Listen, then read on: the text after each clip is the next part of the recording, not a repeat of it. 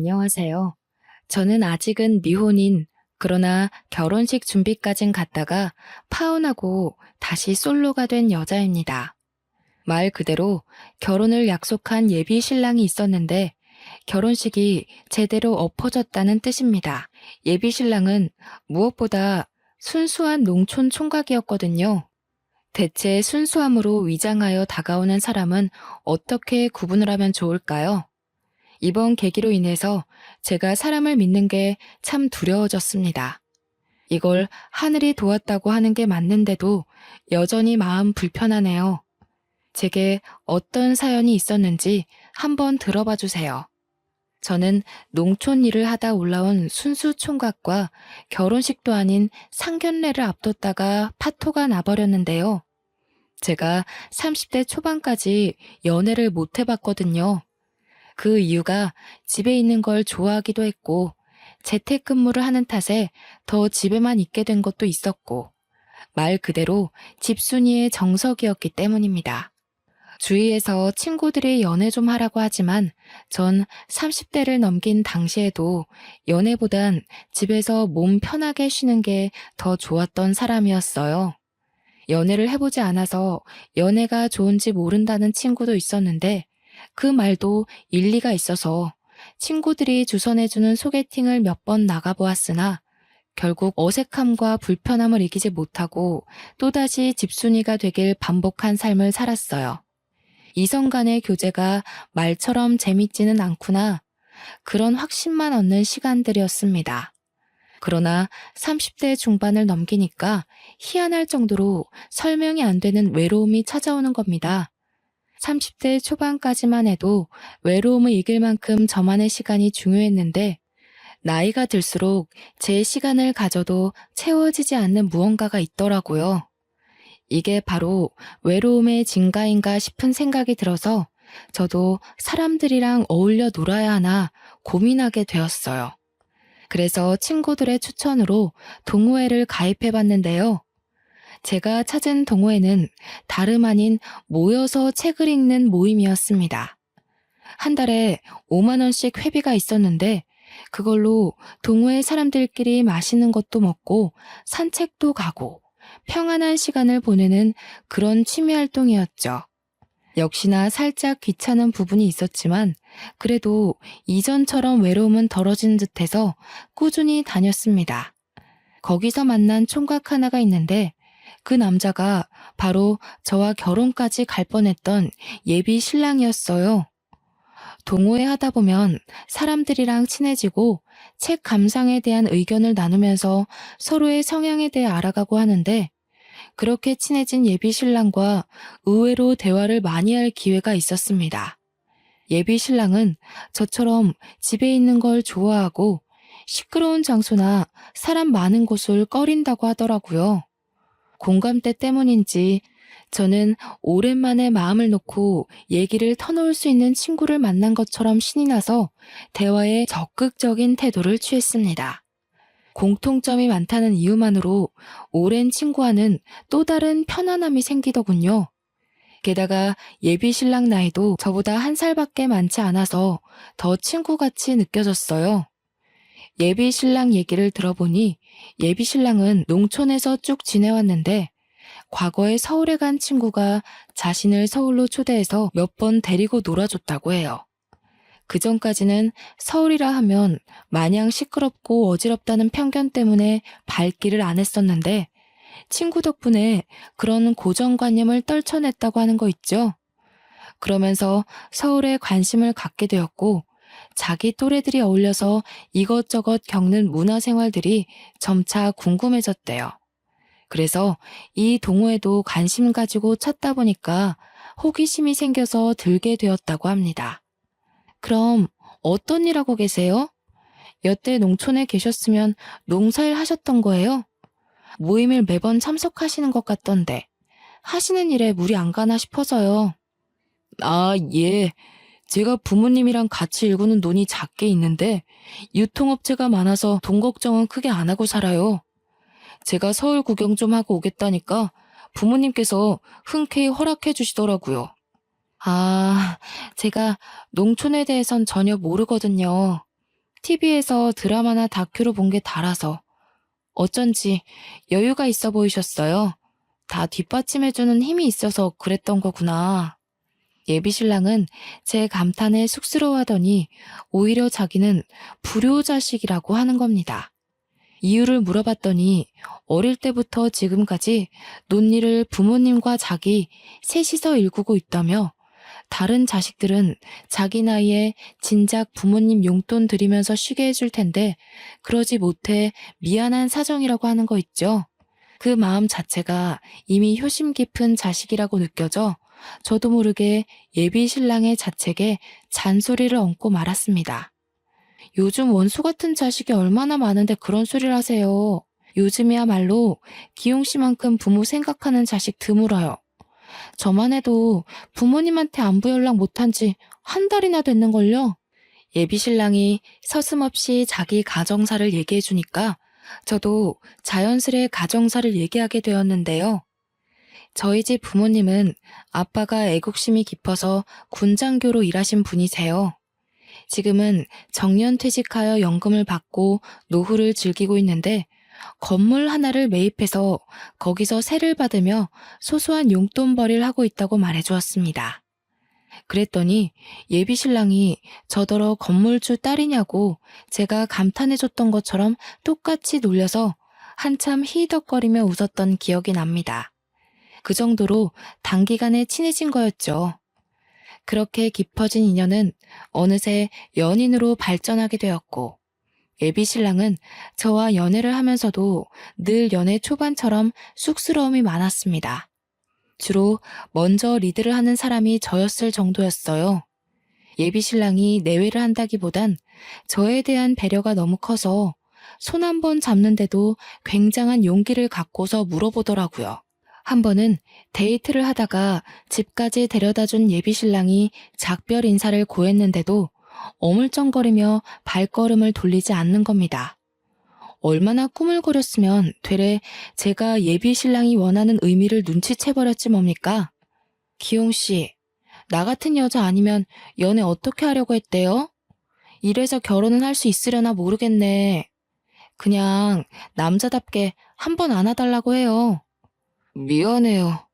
제가 좀 쑥맥이라서 혹시라도 애정씨한테 피해될까봐. 그럼 한 번만 안아봐도 될까요? 예비 신랑은 제게 취향이란 것이 있는 줄도 몰랐는데 깨닫게 해준 남자입니다. 연애를 한 달 지속했을 때쯤 친구들에게 연락으로만 연애 사실을 알렸었는데요. 친구들이 드디어 연애하냐고 소개해달라고 어떤 남자냐고 숨 쉴 틈 없이 질문 세례를 너무 쏟아서 당시 정신이 없었어요.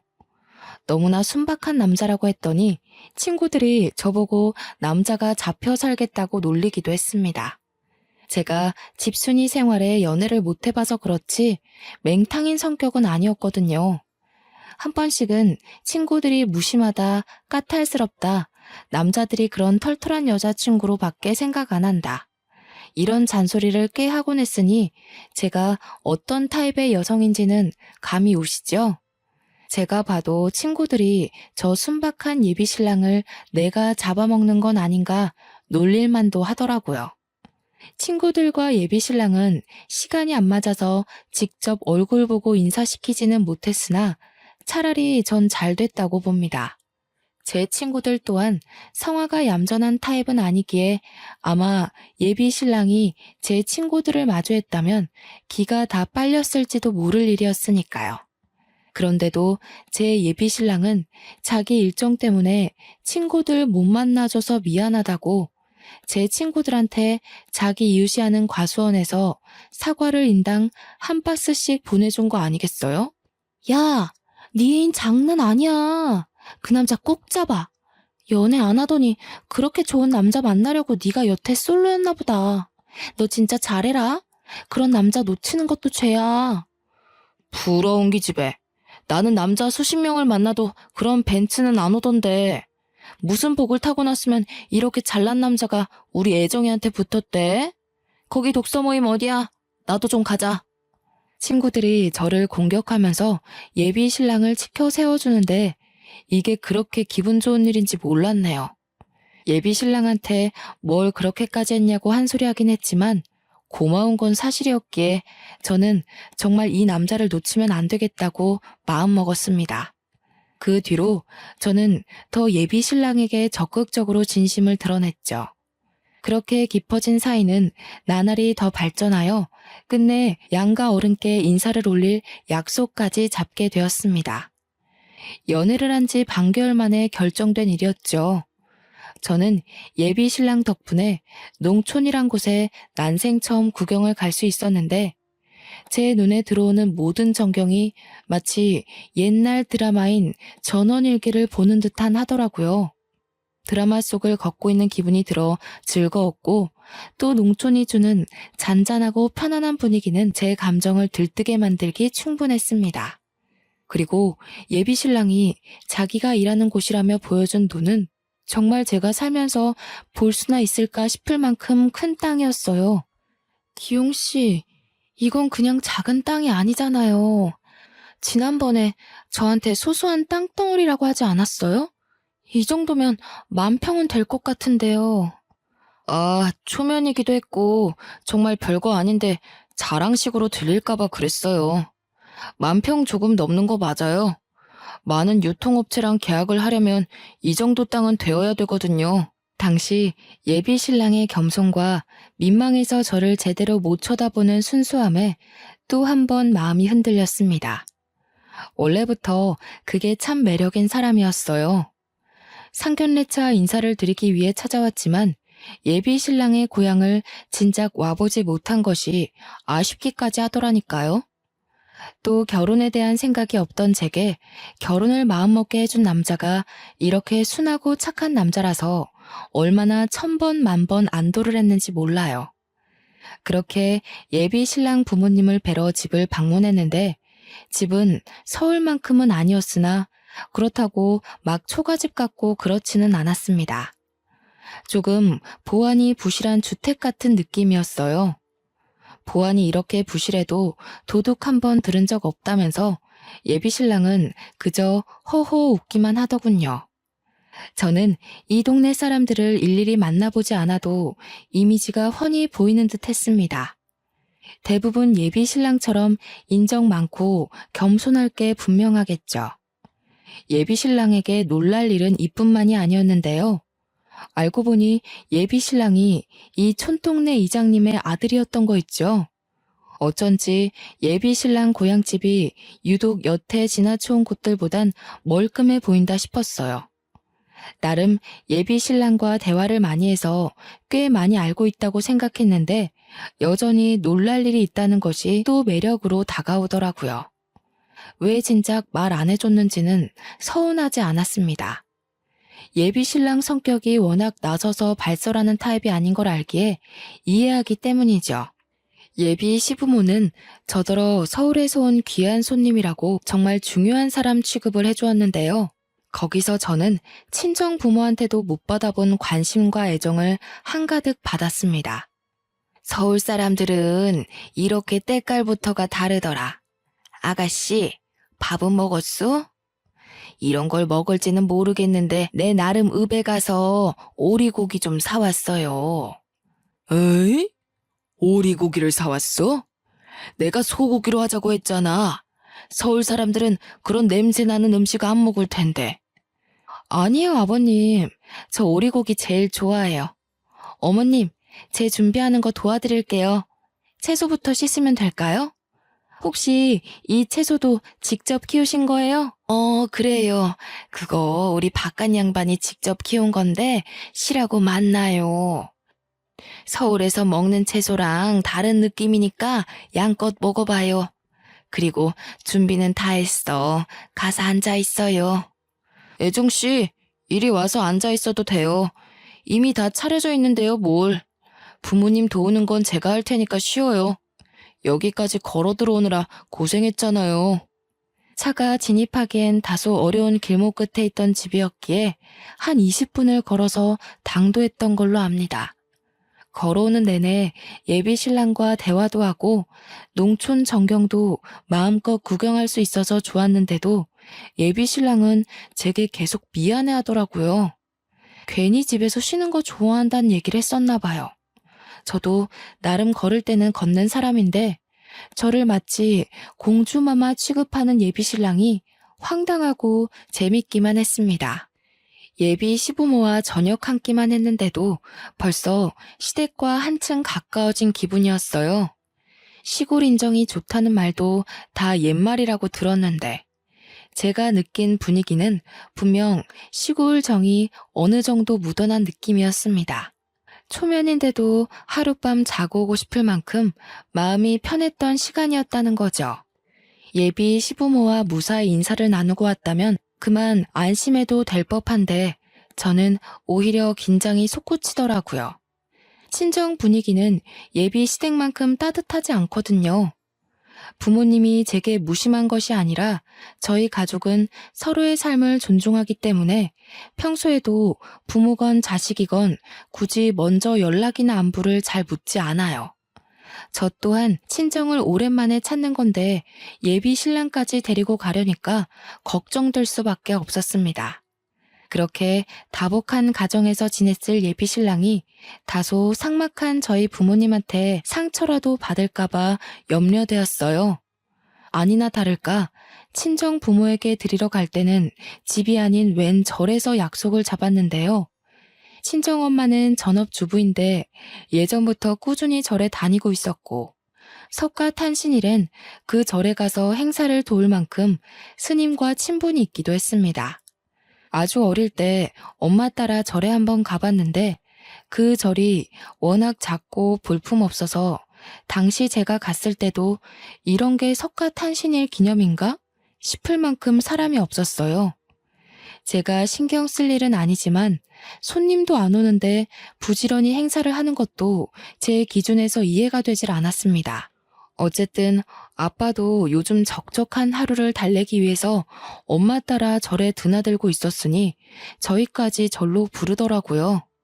집에 있는 시간보다 절에 있는 시간이 많다면서 예비 신랑을 절로 데려오라고 했어요. 그냥 동네 산중턱에 있는 아주 조그마한 절이었는데 어릴 때 가보고 그날 두 번째로 가보는 그곳은 여전히 제 눈에 절로 안 보이는 허름한 곳이었습니다. 또 결혼 인사를 그런 절에 가서 드린다는 것도 못마땅했고 예비 신랑에게 미안했어요. 우리 부모님이 신실한 건 아닌데 그냥 습관처럼 절에 다녀요. 여기까지 오게 해서 미안해요. 집에서 약속 잡으려고 했는데 요즘 절 시공 때문에 부모님이 두 분 다 절에 살다시피 지내고 있거든요. 미안하긴요. 저희 부모님도 종교 있어서 그런 거에 대한 거부감은 전혀 없어요. 촌 공기도 좋은데 산 공기도 만만치 않게 좋기만 한걸요. 제 걱정은 안 해도 돼요. 어쩜 한순간도 밉보일 만한 말을 안 하는 건지 모르겠네요. 예비 신랑은 오히려 제가 험한 산길에서 발이라도 삐끗할까봐 그거 걱정하느라 내내 뒤에서 살펴주기만 했습니다. 정말 제가 걱정하고 있던 부분에 대해선 전혀 개의치 않아 보였어요. 아마 저란 켠의 빈방에서 결혼 허락을 받는 사람은 저밖에 없지 않나 싶습니다. 저는 예비 신랑과 함께 친정 부모가 기다리고 있는 방으로 들어갔습니다. 부모님께 인사를 먼저 올리던 와중 그 사이에 스님 한 분이 들어오시더라고요. 엄마는 신경 쓰지 말라고 했으나 누가 봐도 그 스님이 예비 신랑을 살피는 눈치였어요. 눈치 없는 제가 느꼈을 정도면 예비 신랑 또한 알아차렸을 텐데 이건 환대를 하는 분위기가 아니잖아요. 저도 기분 상하는데 예비 신랑은 오죽했을까 싶더군요. 딸애한테 독서 모임에서 만났다는 말은 들었어요.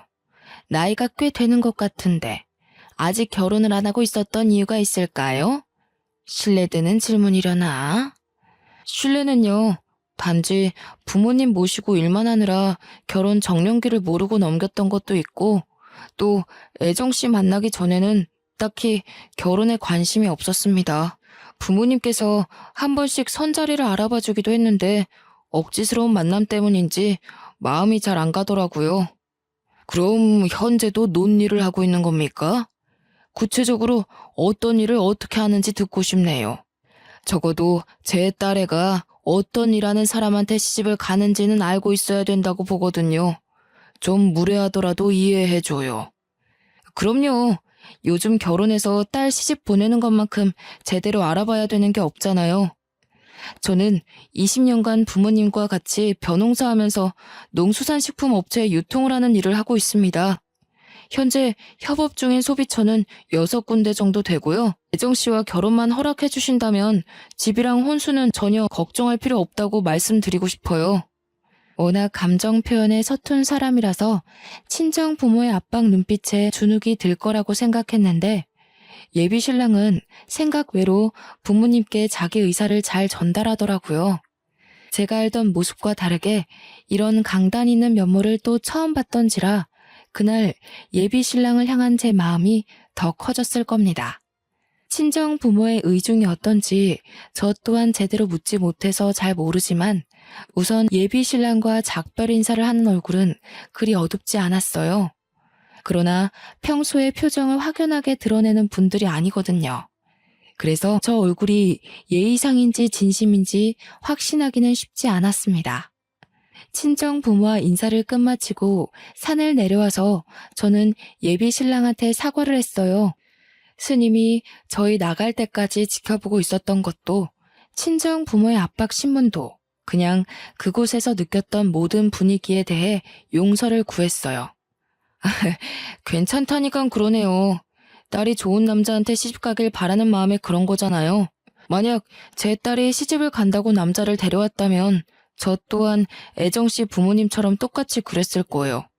그게 딸 가진 부모 마음 아니겠어요? 예비 신랑이 매번 괜찮다고 해주고 단지 저라는 이유만으로 모든 걸 포용하려고 해서 고맙지만 한편으로는 솔직하게 서운한 걸 얘기해주길 바랄 때도 있습니다.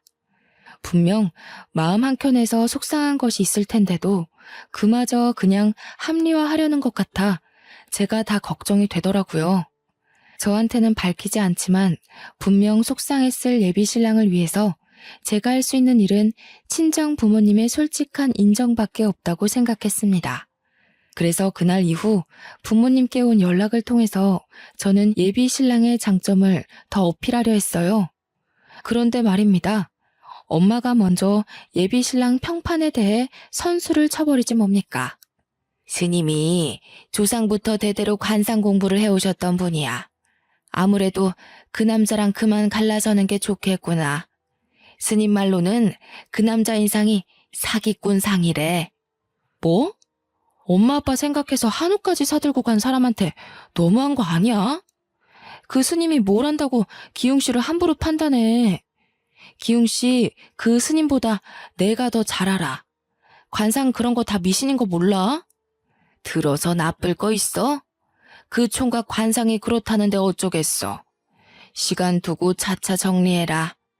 안 좋다는 걸 굳이 끼고 살 필요는 없잖아. 너희 아빠랑 이미 말 끝난 일이니까 결혼은 없던 걸로 하는 게 좋겠다. 싫어. 나 원래 결혼 안 하고 쭉 독거 노인으로 살 생각이었는데 나한테 새로운 삶을 알게 해준 사람이야. 어떻게 그런 소중한 인연을 무자르듯 뚝 끊어내겠어? 엄마 아빠도 결혼했잖아. 나도 결혼해서 애 낳고 잘 살 거야. 누가 결혼하지 말라니? 그 총각이랑은 안 된다고. 다른 총각 찾아서 결혼해. 정 안 되겠으면 엄마가 스님 통해서 남자 하나 알아봐 줄게. 엄마, 그놈의 미신 좀 그만 믿으라고 했지. 엄마가 마음 기댈 때 필요해서 자꾸 쓸데없는 것에 눈 돌리는 거 알겠는데 나한테까지 이상한 미신 강요하지 마. 고작 그런 걸로 내 결혼 반대할 거면 차라리 우리끼리 시고 올릴게. 그날은 사춘기 이후 엄마랑 처음으로 다툰 날이었습니다. 엄마한테 상처 주는 말을 좀 많이 했던 것 같아요. 그 순간 내가 선택한 남자가 거절당했다는 서운함과 더불어서 예비 신랑과 예비 시부모에게 받은 친절에 대한 미안함 때문에 욱해서 엄마한테 나쁘게 말해버렸네요.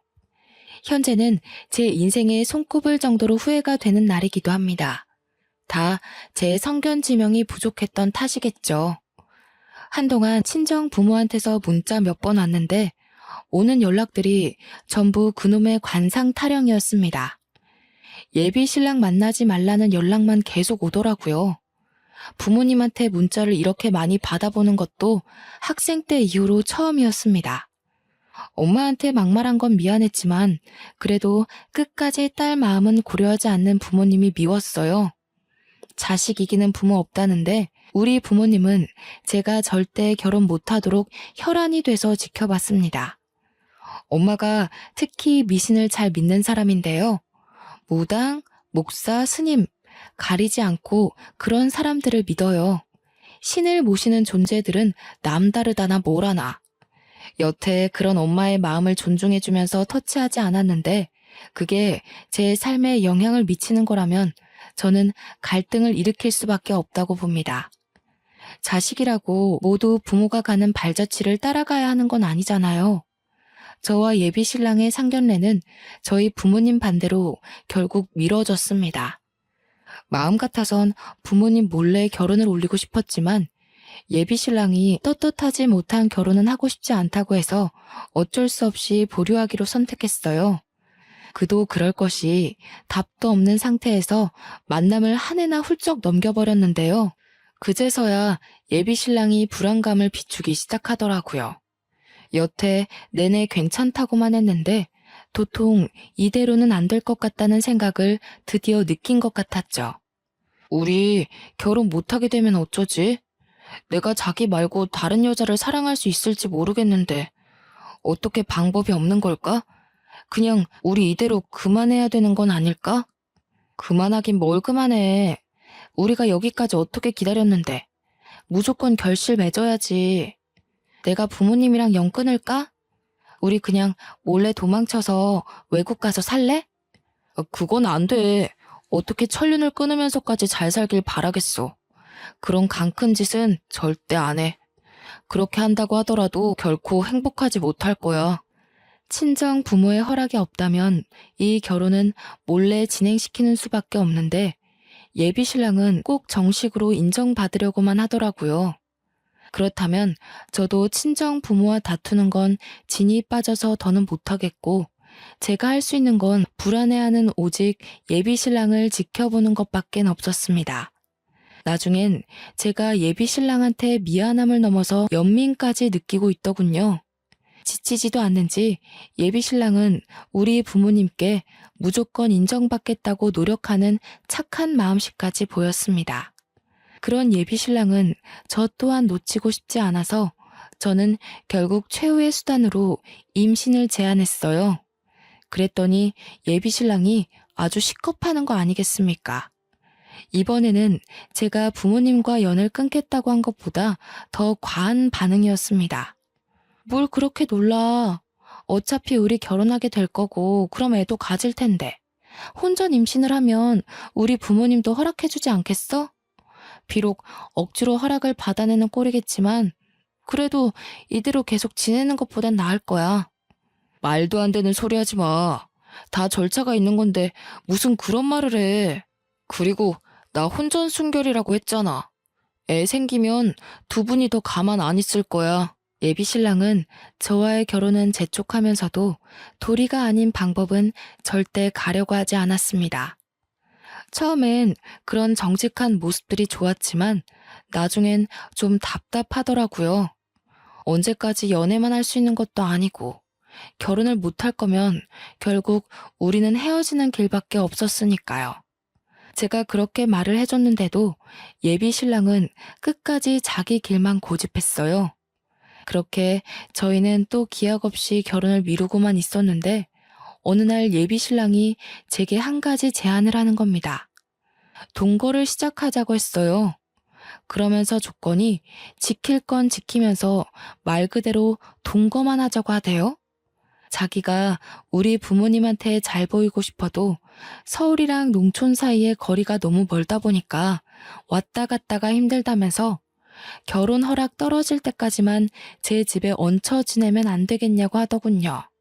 예비 신랑이 생각한 절차가 겨우 이런 건가 싶었지만 일단 방법이 없으니 뭐든 해보자는 식으로 허락을 했습니다.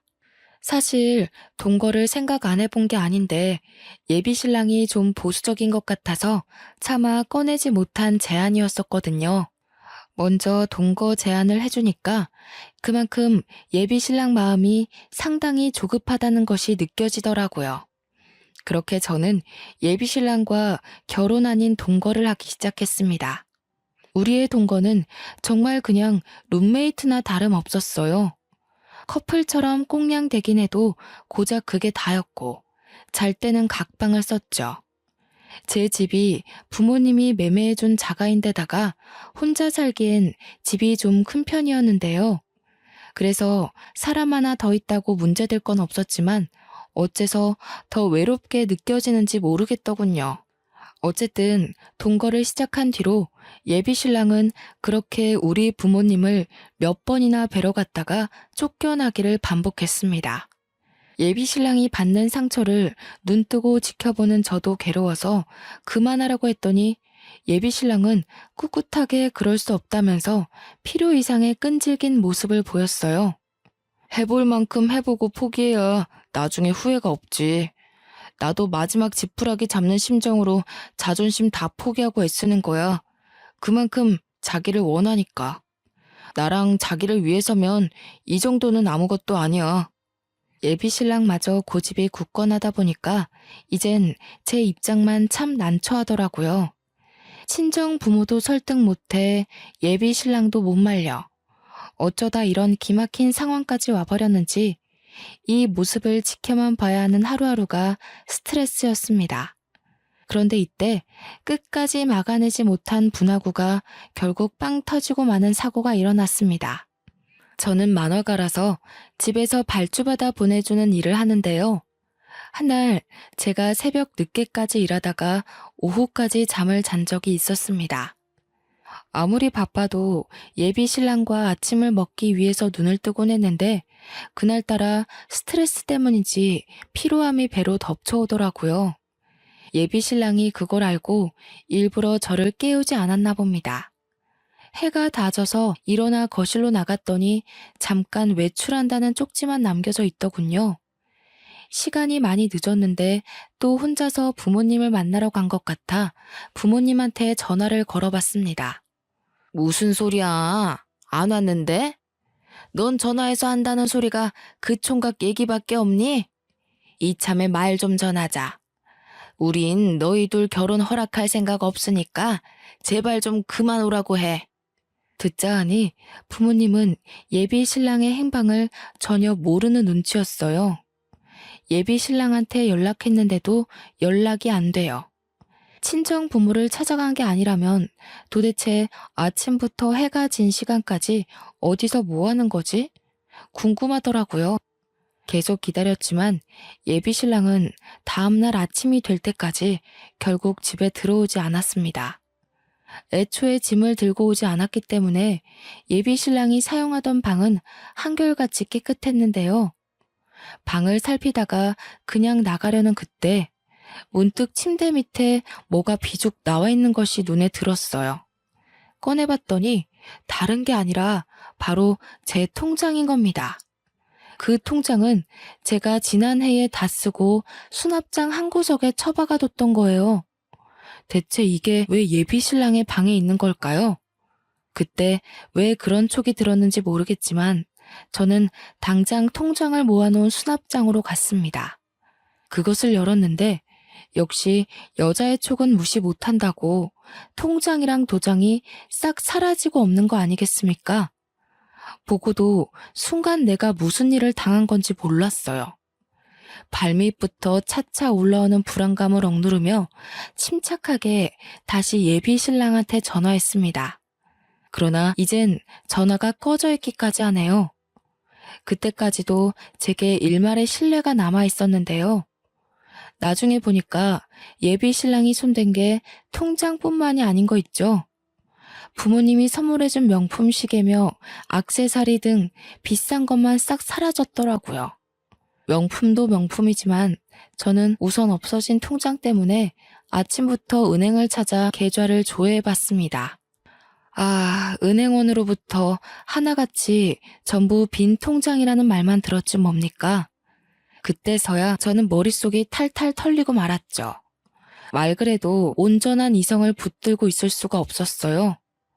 도둑을 맞았잖아요. 다른 사람도 아니고 사랑하는 사람한테 발등을 찍혔잖아요. 가족보다 더 많이, 더 깊게 마음을 나눴던 사람입니다. 그런데 어떻게 하루아침에 이런 식으로 뒤통수를 칠 수가 있죠? 대체 왜요? 전날까지만 해도 저한테 조국을 선수해주던 남자였어요. 이게 앞뒤 어울리는 상황인가요? 그 당시 다리가 후들거려서 제대로 지탱하기 힘들 정도로 혼란스러웠지만 일단 예비 신랑을 당장 경찰에 신고하고 농촌으로 향했습니다. 예비 신랑은 농촌 사람이기 때문에 서울에 저 말고 연고가 따로 없거든요. 예전에 서울 소개해줬다는 친구도 오래돼서 연락 끊은 지가 꽤 됐다고 했고 농촌에서 세월을 다 보냈다 보니까 있던 친구들이 자연스레 멀어졌다고 했어요. 그러니 급하게 갈 곳이라곤 당연히 고향밖에 없지 않겠습니까? 대중교통을 타고 가는 내내 대체 왜 나랑 결혼할 사람이 이런 도둑질을? 그 생각에 한참을 멍 때렸습니다. 농촌에 도착하고 예비 시부모 댁을 찾았는데 저를 반겨줬던 그 얼굴들은 온데간데 없고 굉장히 당황들 하더라고요. 어머님, 아버님, 갑자기 찾아와서 죄송한데요. 혹시 기웅 오빠 여기 안 왔나요? 어제 갑자기 제 돈 들고 사라졌는데 오늘까지 연락이 안 돼서요. 양해를 구하고 사정까지 대충 말하며 물었는데도 예비 시부모는 더 당황하기만 할 뿐 자기들은 모른다는 말만 고집하는 거 있죠. 근데 그 모습이 누가 봐도 티가 날 정도로 우왕좌왕하는 태도였습니다. 그냥 지나치기엔 제 두 눈에 두 분이 수상해 보였다는 거죠. 분명 예비 신랑이 어디 있는지 아는 것 같은 표정이었어요. 여기까지 오는 내내 예민해졌던 저는 결국 화를 냈고 경찰 불렀는데 자꾸 예비 신랑 일 숨긴다면 시부모도 신고할 거라고 했더니 그제서야 식겁하며 입을 여는 거 아니겠습니까? 아유, 우리는 정말 모르는 일이에요. 그냥 그 총각이 부탁 들어주면 돈 준다길래 아가씨 하나 올 거니까 부모인 척만 해주면 된다고 해서 그렇게만 했을 뿐입니다. 그 총각에 대해선 정말 아무것도 몰라요. 미안해요, 아가씨. 신고만 하지 말아요. 이건 또 무슨 날벼락 같은 말인지요. 제가 더 감당해야 할 문제가 있었나 봐요. 지금 예비 신랑이 여기 이장님 아들이 아니라고 하지 않습니까? 게다가 여기 이장님도 예비 신랑을 겨우 2번 본 사이라고 하는 겁니다. 처음에 예비 신랑이 와서 황당한 부탁을 했을 때 이거 사기 아니냐고, 나중에 우리한테 문제 생기는 거 아니냐고 이장님이 불안해서 물었는데도 예비 신랑은 어디 떠벌리면 가만 안 두겠다고 위협을 했다고 합니다. 그러니까 이 사람들은 저의 예비 시부모가 아니었던 거예요. 생판 관련 없는 사람이었다고요. 이장님 말을 듣고는 그만 다리에 힘이 풀려 그대로 주저앉아 버렸습니다. 심지어 이장님 입에서 나오는 예비 신랑의 모습은 제가 알던 사람이 아니었어요. 아마 그게 예비 신랑의 본색이겠죠? 어떻게 1년이나 제게 본색을 숨길 수 있었는지 모르겠습니다. 참, 욕도 안 나오더군요. 역시 경찰 인력은 남다르다고 그놈을 잡았다는 연락을 24시간도 안 돼서 받았습니다. 다시 서울로 간 저는 그곳에서 수갑을 차고 있는 예비 신랑을 마주했어요. 예비 신랑이 짜증 가득 난 얼굴로 저를 본체 만체 하더라고요. 그곳에 저는 당장 쫓아가 들고 있던 지갑으로 예비 신랑의 머리통을 후려쳤습니다. 뭐? 농촌? 벼농사? 어떻게 그런 말도 안 되는 사기를 칠 수가 있어? 자기 지금 내 재산 도둑질한 거야? 내 돈 훔치려고 나 만난 거였어? 대체 갑자기 왜 이런 짓을 해? 그러니까 네가 결혼을 빨리 해줬으면 이혼으로 깔끔하게 마무리됐을 거 아니야. 옷 같은 부모님 설득 못해서 그 쉬운 일 하나 진행 못 시키냐? 무슨 딸 자식이 자기 부모도 못 이겨서 찌그러져 있기만 해. 뭐라고? 그 말은 지금 날 이용하려고 만났다는 거니? 어떻게 나한테 이럴 수가 있어? 내가 자기를 얼마나 믿었는데, 엄마 아빠랑 싸우면서까지 자기 편만 들었는데 어떻게 이래? 네가 이런 짓을 저지르고도 사람이야? 아, 짜증나. 거의 다 왔는데 너처럼 질긴 여자는 처음이다. 무슨 결혼 문제를 1년씩이나 끌고 가는지. 나도 더는 못 참겠어서 너네 부모 재산 포기하고 네 재산만 건드린 거야. 네 친구들이랑 네 부모한테 선물만 퍼줬지 내가 받은 게 뭔데? 나도 피해자라고. 이런 버러지 같은 놈을 봤나. 너 내가 무슨 수를 써서라도 콩밥 먹일 거야. 나를 1년이나 속였다고? 내가 받은 상심 그대로 다 갚아줄 테니까 각오해. 어처구니 없는 논리를 당연한 듯 짓거리는 예비신랑에 충격이 잇따랐습니다. 그동안은 몰랐던 처음 보는 모습이었으니 쉽게 마음 정리가 되지 못했죠. 예비신랑은 원래 목적이 친정 부모 재력이었고 그 다음이 내 돈, 예물, 그리고 재산 분할이었다고 하더군요. 나중에 경찰이 더 알아보니까 결혼을 하게 되면 저한테 몰래 상간남을 붙여 소송한 뒤 그 돈까지 받아먹을 계획도 했다고 합니다.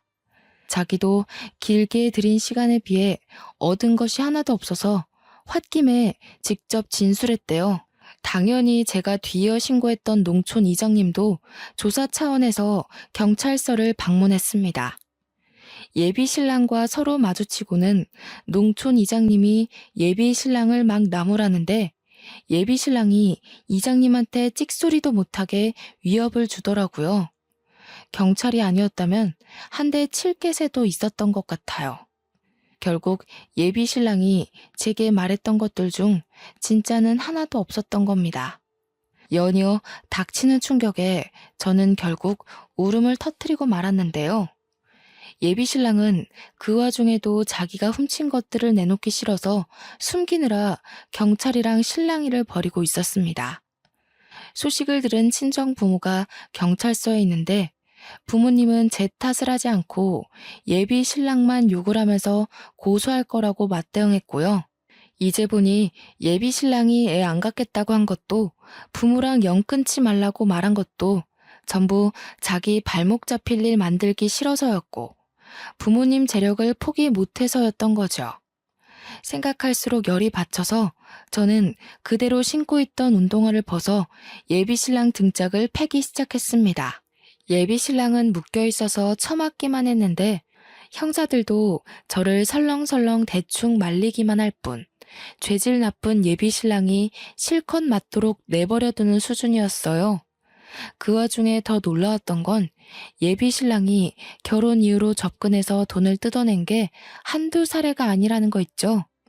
그 기록을 찾은 형사말로는 남편이 6년 전 사기죄로 수배 중인 사람이라고도 했어요. 저는 결혼하기 전에 이 사실을 알게 되어 빨간 줄은 모면했지만 몇몇 여성은 이미 재산을 뜯기기도 했다네요. 그렇게 예비 신랑은 바로 구속이 되었고 저는 그놈에게 빼앗길 뻔한 재산을 모두 돌려받았습니다. 예비 신랑은 죄질이 워낙 폐악해서 아마 몇 년은 징역살이를 하고 나올 듯해요. 당시에는 모든 걸 잃은 기분이었지만 지나고 보니 제 결혼을 말려준 부모님께 너무 감사한 거 아니겠습니까? 저는 진심으로 고개 숙여 사죄했습니다. 내가 어리석은 탓이야. 바보같이 나이를 40 가까이나 먹어놓고 애 같은 실수나 저질렀어. 미안해 엄마 아빠. 버릇없이 군 거 정말 미안해요. 미안할 거 없어. 우리가 너한테 좀 더 지혜롭게 대처하는 방법을 알려주지 못한 탓도 있지. 자식 잘못이 곧 부모 잘못인걸. 그리고 엄마도 스님 아니었으면 그 총각 좋게 봤을 거야. 솔직히 태도나 인상은 나쁘지 않았거든.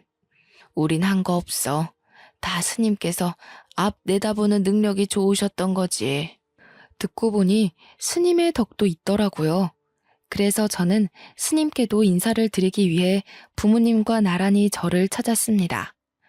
올 때마다 불쾌했던 이곳이 처음으로 제 걸음을 편하게 만들어주더군요.